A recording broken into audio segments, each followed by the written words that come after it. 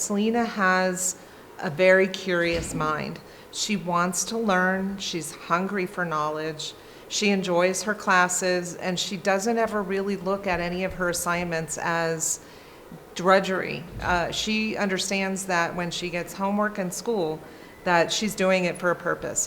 And the purpose is to learn and expand her mind.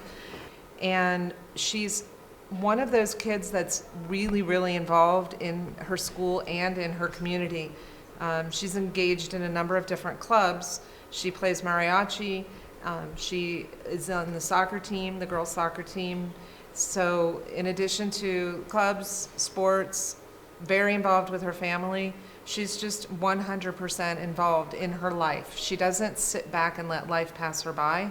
She goes out and grabs it. Of course, I'm going to be a college freshman this fall, 2016, and I've applied to several schools. I mean, for me and for many students, I don't think it was in our mind that we were going to be going out of state. But then you have these programs that Capital provides that tell you, yes, you can go out of state. So for me, I've been accepted to 4 schools.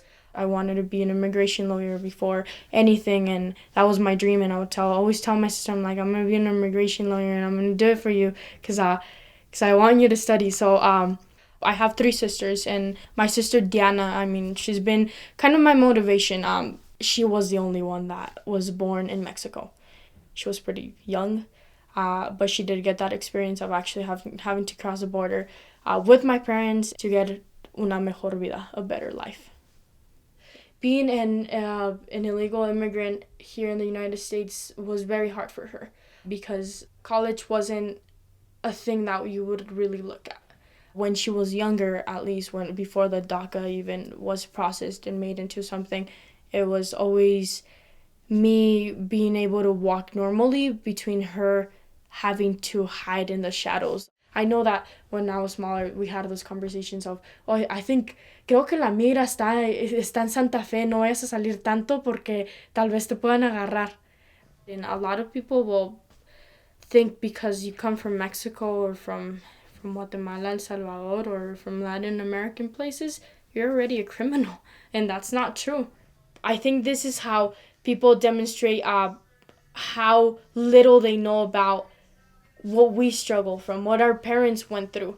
It's more than just jumping a fence, swimming in a river. It's actually going through everything and almost dying out in the desert, almost freezing to death out in the river for your family to get the best out of anything. So by them saying no you can, or no because you come from Capital, or no because you come from the South Side, or no because your parents are immigrants, thanks to your comments, I was able to pick up myself from what you told me and do some great things so I can come back and help you and help the rest of the people.